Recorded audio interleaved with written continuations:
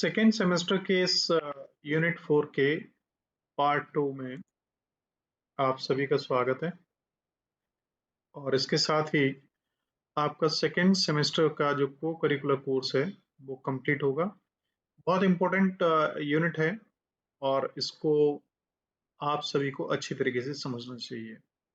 Mental health and psychological first aid, मानसिक स्वास्थ्य और साइकोलॉजिकल, आपके मन से रिलेटेड जो बीमारियां हैं, मनोवैज्ञानिक जो बीमारियां हैं, उन बीमारियों के बारे में हम कुछ जाने। यस तो खान, आप कुछ पूछना चाह रहे हैं, पूछ लीजिए।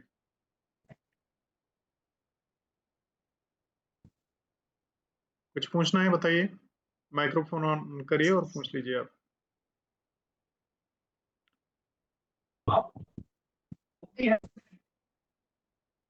आवाज आपकी नहीं आ रही है। चलिए मैं बढ़ता हूँ, देखिए आगे, क्योंकि सेशन भी हमें कंप्लीट करना है। तो यहाँ से जब हम आगे बढ़ते हैं नेक्स्ट यूनिट में, हमारी यूनिट है कि mental health and psychological first aid क्या है। सबसे पहले तो हमने जो लिखा है उसको हम डिफाइन करना जाना है। What is mental health? और ये जितना आप देख रहे हैं ये सब हम लोग ऑलरेडी पिछले सेशन में कर चुके हैं। इन पॉइंट्स को कंप्लीट है। अब हमारे पास जो हमने अभी कवर करना है वो ये पार्ट आता है, और ये पार्ट बहुत इंपॉर्टेंट है। इस पार्ट में हम देखेंगे और पढ़ेंगे कि what is non suicidal self injury. ऐसी स्थिति जहां पे व्यक्ति सुसाइड नहीं करना चाहता लेकिन खुद को नुकसान पहुंचाता है। Non crisis first aid for depression and anxiety. Depression और एंजाइटी की ऐसी स्थितियां जो बहुत क्रिटिकल नहीं है, नॉन क्राइसिस, उनमें हम कैसे फर्स्ट एड दे पाए। और क्राइसिस जो बहुत क्रिटिकल हैं, गंभीर हैं, जैसे पैनिक अटैक पड़ रहे हैं या ट्रोमेटिक इवेंट्स हैं। ट्रॉमा मीन्स होता है जिसमें कोई बहुत ही गंभीर स्थिति हो, है ना, गंभीर तरीके से जल जाए या पागलपन उस पर छा जाए, दौरे पड़ने लगे उसको और सब कुछ अपना कंट्रोल खो दे वो। अंडरस्टैंडिंग डिसऑर्डर्स इन विच साइकोसिस में occur। वह डिसऑर्डर्स जिनमें साइकोसिस हो सकता है। अब साइकोसिस क्या है? साइकोसिस एक ऐसी स्थिति है जहां पे मन पे अपना नियंत्रण अपने हट जाता है, तो शारीरिक रूप से भी अपना नियंत्रण नहीं रह जाता, फिर वो व्यक्ति कुछ भी कर सकता है।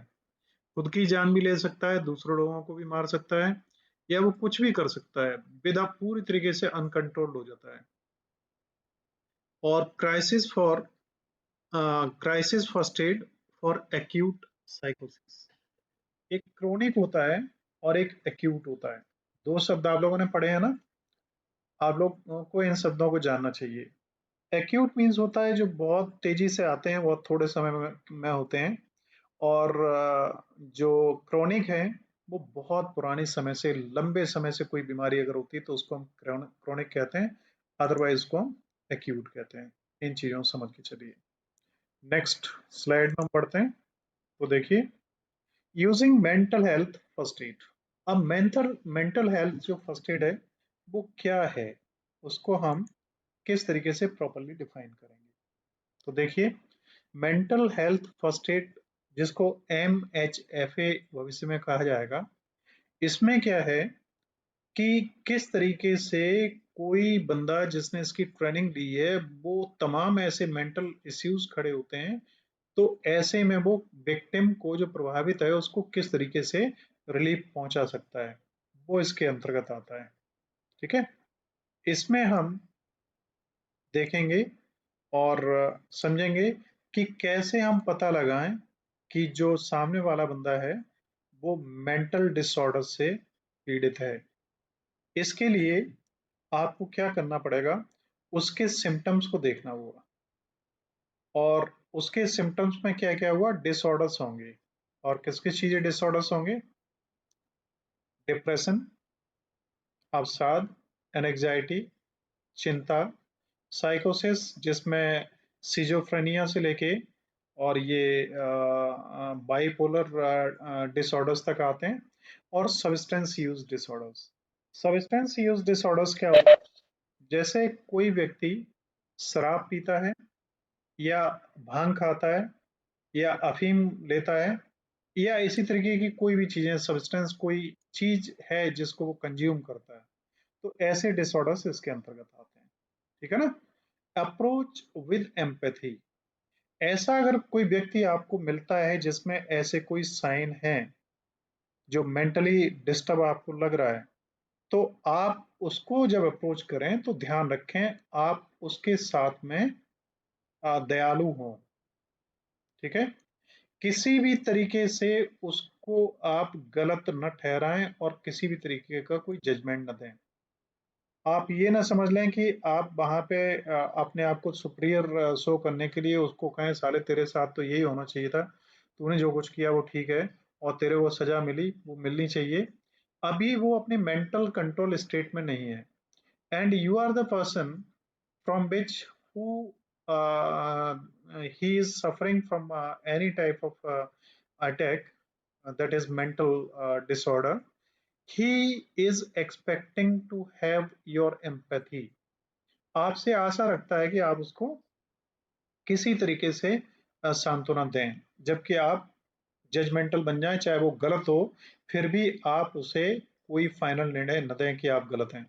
स्टार्ट कन्वर्सेशन, आप उससे बातचीत करना शुरू करें और उससे ऐसे प्रश्न पूछें जो उसे कष्ट पहुंचाने वाले ना हो और जिनका उत्तर देने में उसे दिक्कत ना हो, और ऐसी बातें कतई न करें।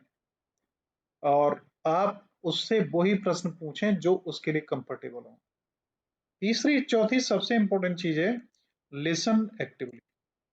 आप बहुत अच्छे तरीके से ध्यान से उसकी बात को सुने, उसे ये लगे कि आप पूरी अटेंशन उसको दे रहे हैं और आप वास्तव में उसके हितैषी हैं, और आप उसका चोरी हो रही सर। हाँ जी, बोलिए। हेलो, आवाज नहीं आ रही अभी आपकी। देखिए, हम नेक्स्ट स्लाइड की तरफ बढ़ते हैं, using mental health first aid. अब आप क्या करें, जो 4 पॉइंट निकले थे उन्हीं का अगला पार्ट है। अब यहाँ पे आप क्या करेंगे कि ऑफर री एश्योरेंस। जिस व्यक्ति को आप नहीं भी जानते हैं उसे भी आप सपोर्ट करें और उसे एश्योर करें कि जो कुछ हुआ वो हुआ, अब वो इससे बाहर आ सकता है और उसको आने में कोई दिक्कत नहीं होगी। जितने भी तरीके से आप उसे एश्योरेंस दे सकें वो आप दें। असेस फॉर सेफ्टी, ध्यान रखें कि जब भी आप ऐसे किसी व्यक्ति से मिलते हैं तो वो खुद को नुकसान तो पहुंचा ही रहा है, लेकिन आपको भी नुकसान पहुंचा सकता है। आप सबसे पहली सेफ्टी को ध्यान में रखें। पागल लोग जो होते हैं उनके नियंत्रण में अपना दिमाग, अपना शरीर नहीं होता, वो कुछ भी कर सकते हैं, इसलिए इसको ध्यान रखें। दुनिया में बहुत सारी ऐसी घटनाएं हुई हैं, बहुत छोटे बच्चों ने अपने कॉलेज में ही फायरिंग कर दी, 30-30, 40-40 लोगों को मार दिया, या कहीं रेलवे स्टेशन पे उन्होंने फायरिंग शुरू कर दी। उन्हें अगर आप कंट्रोल करना चाहते हैं तो आप अपनी अकल पे इतना ज्यादा विश्वास न करें कि आप उन्हें कंट्रोल कर सकते हैं किसी शब्द से या एम्पैथी से। वो फिजिकली ही कंट्रोल होंगे, और फिजिकली कंट्रोल करने के लिए आपको मसल पावर का यूज करना पड़ा तो वो भी करना पड़ेगा। इनकरेज प्रोफेशनल हेल्प, अगर ऐसी स्थिति में कोई आपको मिलता है, उसे आपने सांत्वना दी, थोड़ा सा नियंत्रित हुआ, तो फिर उसके बाद आप कोशिश करें कि उसको समझाएं कि भाई देखो, आपकी ये भी एक बीमारी है, ये मानसिक बीमारी है। शारीरिक बीमारी में बुखार, जुकाम, खांसी, पैर टूट गया, हड्डी टूट गई, वो सब आते हैं। इसी तरीके से ये मन की बीमारी है जिसमें हमारा जो दिमाग है, दिमाग के अंदर जो हमारे जो नर्वस सिस्टम है, साथ में हमारा जो डेंडिया है, और जो लास्ट यूनिट्स हैं, वो सब इससे प्रभावित होती हैं। तो आपके अंदर अगर ऐसा कोई डिसऑर्डर खड़ा हो गया तो कोई बड़ी बीमारी नहीं है, आप डॉक्टर से मिलिए और वो आपकी इस बीमारी को दूर करेगा। इसके साथ ही प्रोवाइड इंफॉर्मेशन, जहां तक संभव हो। मेंटल हेल्थ रिसोर्सेज हैं, क्राइसिस हॉटलाइंस हैं, सपोर्ट ग्रुप्स हैं, तमाम सारे डी एडिक्शन सेंटर्स होते हैं। कोई शराब पीता है तो लोग निःशुल्क उनका उपचार करते हैं, कोई तम्बाकू छोड़ना चाहता है उसमें हेल्प करते हैं, कोई ड्रग्स लेता है तो ड्रग्स डी एडिक्शन सेंटर्स पहले हुआ करते थे, अभी भी हैं, नाम थोड़े से चेंज हो गए हैं, वो यूज होते हैं। रिस्पेक्ट देयर डिसीजंस, वो जो कुछ कहें वो कहें कि हाँ हम डॉक्टर से कोई सहायता लेना चाहते हैं तो ठीक।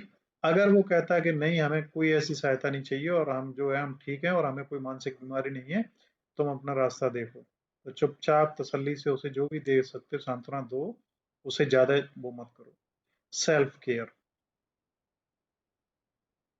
बंदे को जो उससे सफर हो रहा है उसको खुद को भी अपने आप की केयर करनी पड़ेगी और उसे खुद पता लगने लगता है कि वो अपने मानसिक नियंत्रण को खोने लगता है किसी विशेष स्थिति में, तो वो सेल्फ केयर भी उसे करनी पड़ेगी। मेंटेन, और ये आपको भी केयर करनी है उसके साथ में रहने के टाइम में पता लगे कि आप उसके साथ में और नेगेटिव विचारों से इतने गिरते जाएं कि आप खुद ही बीमार हो जाएं, आप चले थे किसी को सहायता करने और आप खुद परेशान हो गए। नेक्स्ट है मेंटेन कॉन्फिडेंशियलिटी, उससे संबंधित जो भी बातचीत आपकी हुई है उसको कॉन्फिडेंट रखें, किसी अन्य के साथ शेयर न करें। अगर उसे पता लगेगा तो उसे बहुत बुरा लगेगा, इस बात को ध्यान में रखें। और जितने भी पार्टिसिपेंट्स हैं मेरे पास इन स्थितियों को क्लियर करने के लिए बहुत अच्छी स्टोरीज हैं। अगर आपको लगता हो कि अब थोड़े से आप बोर होने लगे तो एक कहानी अभी सुना के आगे बढ़ सकता हूँ या लास्ट में सुनाऊं, क्या विचार है आप लोगों का?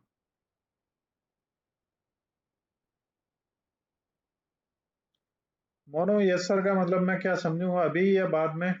अंजलि, अभी, बाद में? अभी या बाद में लिख के आप मैसेज भेजें, उस हिसाब से मैं आगे बढ़ूंगा।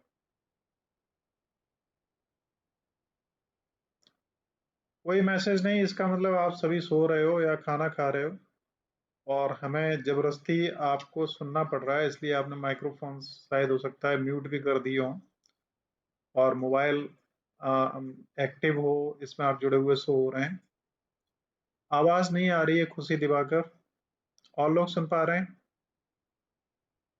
Yes, sir. हाँ, तो ये लोकल नेटवर्क इश्यूज हो सकते हैं। So, in which favor you are going to be? You would like to listen a story right now, and or you will be continue to complete this session.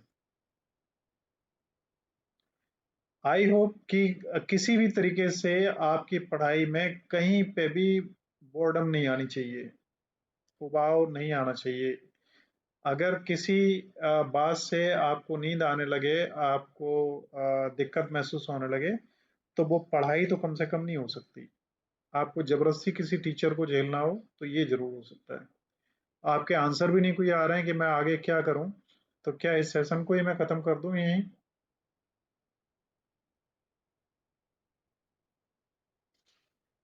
मेरे को पढ़ाने में कोई interest नहीं है कि मैं किसी को पढ़ाऊं, लेकिन अगर कोई पढ़ना चाहता है तो ही मैं पढ़ाने में अच्छा रखता हूँ।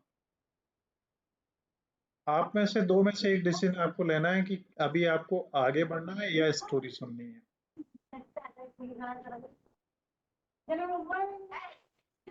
Okay, mono story, and you know my system is story आंसो। और ये जो लोग भूल जाते हैं माइक्रोफोन ऑन करके, ये बड़ी बुरी बात है।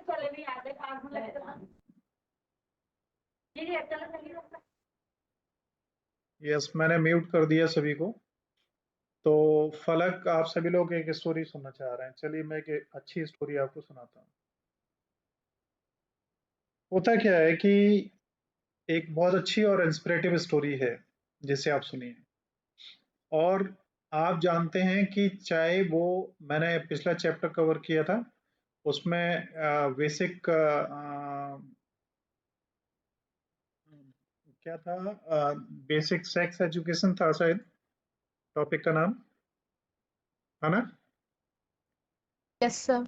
और ये आपका है मेंटल डिसऑर्डर से रिलेटेड। तो मैं आपको एक बहुत अच्छी कहानी सुनाना चाह रहा हूँ जो आपको इंस्पिरेट भी करेगी, आप उसे सुनिए। क्या हुआ कि जरा जो मैं अभी एनोटेट करूंगा इनकी तरफ भी थोड़ा ध्यान रखिए। ये जो आप देख रहे हैं यहाँ पे, ये एक रास्ता है बीच में। ये इस रास्ते के इधर एक गांव बना हुआ है और एक इसके इधर एक गांव बना हुआ है। ठीक है। और गांव के इधर साइड में जो लोग रहते हैं, डिवीजन है इनमें। एक लोग हिंदू हैं जो इधर रहते हैं, दूसरा आप जान ही गए होंगे, इधर जो रहते हैं वो मुस्लिम्स हैं। अब हिंदू और मुस्लिम शब्द जहां भी आया, वहां पे तुरंत हमारा दिमाग एक्टिव हो जाता है कुत्ते बिल्ली की तरह से, कि जिस तरीके से दुश्मनी कुत्ते और बिल्लियों में होती है, वैसे ही हिंदू और मुस्लिम एक दूसरे के दुश्मन हैं। ये एक जनरल परसेप्शन बन चुका है जो गलत है। हमारे यहाँ मैं आपको बताऊं, मैनपुरी में एक गांव है, दो गांव बन चुके हैं। उनमें एक का नाम है कोसमा मुसलमीन, और एक है कोसमा हिनूद। हिनूद है या हिंदू है, I am not quite sure. ठीक है। लेकिन ये दो गांव हैं, ये कभी एक ही हुआ करते थे। बहुत ज्यादा मेरे को पता नहीं है, आप ध्यान रखिए जब मैं आपसे बात करता हूँ तो टॉपिक पे आने पे बात करता हूँ, लेकिन जो मैं कह रहा हूँ उसमें सच्चाई है। 100% एश्योरिटी। अगर कोई भी पॉइंट डाउटफुल लगे तो आप मेरे को कह सकते हैं, मैं आपको पता करके बताऊंगा। दो गांव थे, एक गांव था, लेकिन उस गांव में जब मैनेज नहीं हो पाए लोग प्रॉपरली हिंदू मुस्लिम, तो उन्होंने गांव दो पार्ट में बांट लिए या दूसरे में जाके बस गए। एक में मुसलमान ज्यादा हो गए, एक में हिंदू ज्यादा हो गए। लेकिन यहाँ जो स्टोरी है इसमें एक साइड में टोटल मुस्लिम है और एक साइड में टोटल हिंदू है। अब क्या हुआ कि इसी में एक जगह थी, इन दोनों गांव के लोग जहां पे आपस में मिलजुल सकते थे, ये एक जगह थी। और इस जगह में कौन था? एक फकीर था। फकीर जब शब्द आता है तो न हिंदू है न मुस्लिम है, और फकीर का मतलब वैसे मुस्लिमों से लगाया जाएगा, मुस्लिम्स, है ना। जैसे हम संत कहते हैं या साधु कहते हैं या महात्मा कहते हैं, इनका अर्थ लगाया जाता है हिंदू रिलीजन से। लेकिन सत्य बात यह है कि हम शब्द चाहे जो यूज करें, अगर वास्तव में कोई संत है, अगर कोई वास्तव में कोई सूफी है, वास्तव में कोई फकीर है, तो उसका हिंदू मुस्लिम या किसी धर्म से कोई लेना देना नहीं। तो ये संत इतने ग्रेट संत थे कि मुस्लिम भी उन्हें इतना ज्यादा रिगार्ड देते थे जितना हिंदू देते थे। उनके लिए दोनों में कोई अंतर नहीं था, दोनों ही उन्हें पूरा मान सम्मान देते थे। क्या हुआ, एक दिन इस गली के बीच में से, है ना, इस गली के बीच में से ये जो फकीर साहब थे ये गुजरे। ठीक है।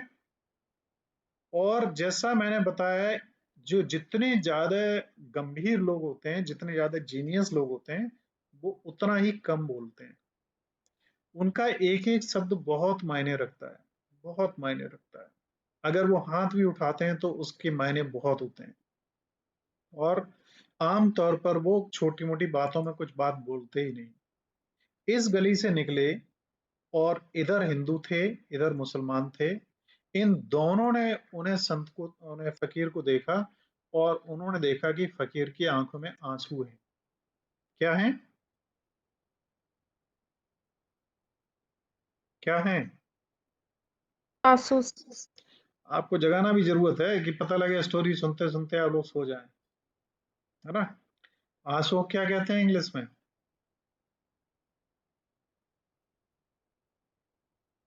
टीयर्स, है ना। और आंसू कितने तरह के होते हैं, कोई बताएगा?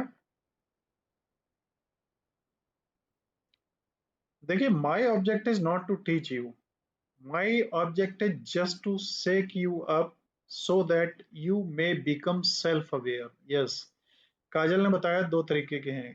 कौन कौन से? एक खुशी और एक दुख। दो होते हैं, लेकिन संत वही है, फकीर वही है जो इन खुशी और दुख के पार चला गया। न उसे खुशी में कोई खुशी का अनुभव है, न दुख में उसे किसी दुख का अनुभव है। वही एक संत है। अब आंसू अगर आ रहे हैं एक फकीर की आंखों में, तो ये बहुत बड़ी घटना है दोनों लोगों के लिए। अब दोनों ही कम्युनिटी क्या करें? एक तो बहुत बड़ी चीज है कि फकीर से वो पूछ पाए कि आप रो क्यों रहे थे। ये किसी की हिम्मत नहीं, बहुत पहुंचे हुए फकीर है। तो क्या हुआ, हिंदू और मुस्लिम्स में आपस में बिना कुछ पूछे एक र्यूमर फैल गया, हिंदुओं में फैल गया कि मुस्लिम बस्ती जो है उसमें क्या हो गया, कोई बीमारी फैल गई, जैसे प्लेग फ्लैग वगैरह कहते हैं ना, इसको हिंदी में क्या कहते हैं, महामारी। जहां पे बहुत बड़ी संख्या में, जैसे अभी कोरोना आया था, इस तरीके से कोई बीमारी फैल गई है। और किस क्षेत्र में फैल गई है? मुस्लिम्स वाले में, इधर वाले क्षेत्र में। बाई चांस मुस्लिमों ने भी कुछ ऐसा सोचा कि जो वो हैं फकीर हैं, उनकी आंखों में आंसू थे, वो रो रहे थे, इसका मतलब है कोई गंभीर समस्या है। और गंभीर समस्या क्या है कि उनके भी दिमाग में आया कोई छोटी मोटी बात होगी नहीं। तो उन्होंने भी कहा कि हिंदुओं की बस्ती में ये बीमारी फैल गई। कौन सी? महामारी वाली, जिसमें लोग बहुत मारे जा रहे हैं, और फकीर जो है इसकी वजह से दुखी है। धीरे धीरे क्या हुआ, एक मुस्लिम परिवार छोड़ के गया, उसने कहा कहीं हम लोग न मारे जाएं। इधर से कुछ हिंदू छोड़ के गए, और धीरे धीरे करीब हफ्ते भर का टाइम तब लगा जब लगभग पूरा गांव खाली होने लगा। ठीक, पूरा गांव खाली होने की स्थिति में आ गया। कुछ दो चार लोग बच गए थे, सबसे लास्ट वाले जो कुछ समझदार थे। इनमें से जो समझदार लोग थे, कुछ लास्ट में जो रह गए, इन्होंने ये सोचा कि देखो गांव छोड़ के जा ही रहे हैं, और अब गांव पूरा खाली हो ही गया, लोग जा ही चुके हैं। आखिरी टाइम में चल के कम से कम उन फकीर साहब से मिल तो लिया जाए, उनके दर्शन तो कर लिए जाए। इतना ग्रेट आदमी, पता नहीं जिंदगी में दोबारा उनके दर्शन हो कि नहीं हो। इधर हिंदुओं ने भी ऐसा ही सोचा, इधर मुस्लिमों ने भी ऐसा ही सोचा, और दोनों लोग उस फकीर के पास पहुंच गए। और फकीर के पास जब बैठे थे तो दोनों भी अलग अलग बैठे थे। कोई लेफ्ट में एक राइट में, एक साथ बैठ भी नहीं सकते थे, इतनी बड़ी दुश्मनी थी। तो क्या हुआ कि धीरे धीरे वहां पे बात शुरू हुई, और फकीर ने पूछा और आप लोग कैसे हैं। दोनों बहुत गंभीर। कोई पहले कौन बोले? किसी ने हिम्मत करके एक ने बोला कि हमें बड़ा कष्ट है और बड़ा दुख है कि हमें गांव छोड़ के जाना पड़ रहा है। अब वो पहले हिंदू बोला या मुस्लिम बोला, कोई भी एक बोला। अब फकीर ने पूछा ऐसा कौन सा कष्ट हो गया जो आप लोगों को गांव छोड़ के जाना पड़ रहा है? उधर दूसरे पार्टी थी, उसने भी कहा हाँ साहब ये बात सही है, हमें भी बहुत बड़ा कष्ट है, और हम लोग भी गांव, हमारा हमारा एरिया भी, क्षेत्र भी, मुस्लिम वाला क्षेत्र भी खाली हो गया है, और हम कुछ लोग रह गए हैं जो आज छोड़ के जाने वाले थे, तो अंत में हमने सोचा कि आपसे मिल लें। फकीर ने पूछा क्या वजह रही जिसकी वजह से आप छोड़ के जा रहे हैं? तो इन लोगों ने क्या कहा मालूम है? मुस्लिम्स ने कहा कि हिंदू क्षेत्र में महामारी फैली है, और हिंदुओं ने कहा मुस्लिम क्षेत्र में महामारी फैली है, और दोनों ने कहा कि उनके क्षेत्र में कोई महामारी नहीं फैली। ठीक, कोई महामारी नहीं फैली, और महामारी ऐसी फैल गई कि गांव पूरा पूरा खाली हो गया। और जब आमने सामने मिलके बैठे और बात करी तो पता लगा दोनों क्षेत्रों में से किसी में भी कोई डेथ नहीं हुई है, कोई ऐसी बीमारी नहीं फैली, और पूरा का पूरा गांव खाली हो गया। अब पूछा फकीर ने कि भाई आप लोग स्वीकार कर रहे हो कि पूरा गांव खाली हो गया और किसी को कुछ नहीं हुआ, तो ये बताओ ये चर्चा फैली कैसे, ये रूमर कैसे फैली? तो तुरंत दोनों ने कहा कि आप एक दिन उस गली से गुजर रहे थे और आपकी आंखों में आंसू थे। आपकी आंखों के आंसू देख के हम समझ गए कि कोई छोटी-मोटी घटना तो हो नहीं सकती है जिसमें सूफी संत की आँखों में आँसू हों। कोई गंभीर समस्या ही होगी और वो समस्या कुछ लोगों ने कहा कि मुस्लिम बस्ती में महामारी फैली, बहुत लोग मर गए, इस वजह से सूफी जो हैं वो कष्ट में हैं, जो फ़कीर हैं वो। और इधर मुस्लिमों ने भी ऐसा ही कहा कि हमें भी यही लगा। तो केवल लगने में गांव खाली हो गया। फिर जो फकीर थे उन्होंने कहा, अरे पागलो, एक बार हमसे तो पूछ लेते कि सत्यता क्या है। सत्यता ये है, फकीर ने बताया कि उस दिन हमने क्या किया था। क्या किया था?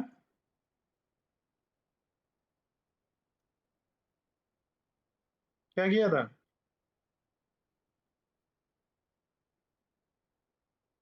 कोई बोलेगा?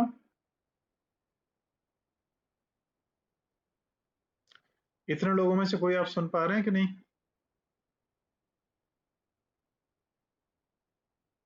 कोई नहीं। ये लिखा हुआ भी नहीं कोई पढ़ पा रहे हैं क्या? मोनू बता रहे हैं पता नहीं। ये लिखा क्या है?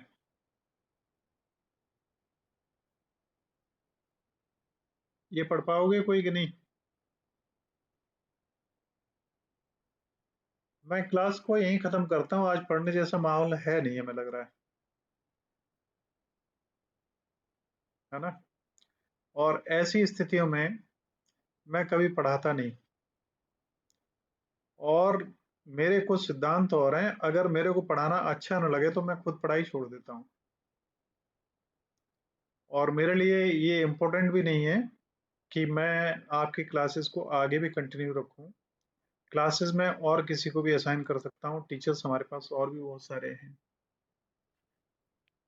है ना? तो इस कहानी को केवल मैं सुना के इस क्लास को ऑफ कर दूंगा। इंटरेक्टिव सेशन अगर नहीं है तो मेरा इंटरेस्ट नेताओं की तरीके से कतई नहीं है कि मेरे को भाषण देना ही है। और भाषण देना कोई कंपलसरी नहीं है, वो सिर्फ मेरे ऊपर डिपेंड करता है कि मैं चाहूँ तो क्लास को अभी खत्म कर दूं, चाहूँ तो 1 घंटे तक खींचता रहूं। तो मैं इस बात को केवल क्लियर करके बात खत्म करता हूँ, यहीं पे क्लास को ऑफ कर दूंगा कि उन फकीर ने ये कहा कि उस दिन मैंने एक प्याज काटा था और उसके प्याज के जो वो थी, आप जानते हैं उससे निकलती है, जिसको हम क्या कहते हैं, आ, कुछ जो भी इफेक्ट होता है आंखों पे, जिसकी वजह से आंसू निकलने लगते हैं। तो क्या हुआ कि उन्होंने फकीर ने बताया कि उस दिन हमने वो काटा था एक प्याज, और जिसकी वजह से आंखों में आंसू आ रहे थे, और उन आंसुओं ने इतना बड़ा काम कर दिया, और तुम लोग कितने विचित्र लोगों की एक बार हमसे नहीं पूछ सकते थे। तो यही स्थितियां आम तौर पे बनती हैं जब भी कोई बड़ी लड़ाई झगड़े होते हैं। आजकल फलस्तीन और इसराइल में ठनी हुई है। क्यों ठनी हुई है? अगर मिल बैठ के बात कर लें तो शायद उसका समाधान निकल आए। अदरवाइज बर्बादियां और दोनों घर बर्बाद करने के अलावा कुछ भी नहीं है। फलस्तीन और इसराइल का भी हाल यही है, उसका गाजा पट्टी वगैरह का। एक साइड में यहूदी हैं और एक साइड में मुस्लिम्स हैं, और केवल 15 एकड़ जगह है जहाँ पे क्रिश्चियन, मुस्लिम और यहूदी तीनों की होली स्पेस है वो, और जिन पे तीनों कब्जा करना चाहते हैं। और केवल इसी की लड़ाई है। करीब 70-75 बीघे जमीन है, कोई बहुत बड़ी जमीन नहीं है, लेकिन उस जमीन की इंपॉर्टेंस बहुत है। अब उसके अलावा उस जमीन, अगर वो होली जमीन है, वो हमारे अल्लाह से रिलेटेड है या यीशु से रिलेटेड है, या यहूदियों के जो वो हुए, क्या नाम था उनका, यहूदियों के जो भगवान जिन्हें मानते हैं, क्या था नाम उनका? अ, मेरी जीप पे रखा है, अभी आ नहीं रहा है। अगर किसी को पता है तो बताइए। अ, मेरे को भी ध्यान नहीं आ रहा है। तो अगर उन्हें हम इतना ज्यादा रिस्पेक्ट पे करते हैं तो उस जगह के लिए हम खून क्यों बहा रहे हैं? हम रिस्पेक्टफुली अपनी बाउंड्रीज बना लें, या हम उसे किसी दूसरे को डेडिकेट कर दें, बड़प्पन दिखाएं। और ये खून बहाने का, बच्चों का, जो बच्चे 4-5 साल के हैं जो कुछ भी नहीं समझते, उनको इस तरीके से ट्रीट करना, या किसी की तरफ से किया जाए, दोनों की तरफ से। मैं ये नहीं कहता कि मुस्लिम गलत हैं या यहूदी गलत हैं, ये गलत है। इट इज अगेंस्ट ह्यूमैनिटी, ऐसा नहीं होना चाहिए. तो I am going to wind up this class here. If you will show interest, then I will keep continue. Otherwise, I will assign the classes to someone else. So thank you all for joining today's session. Now we are closing this session right now. Thank you and goodbye.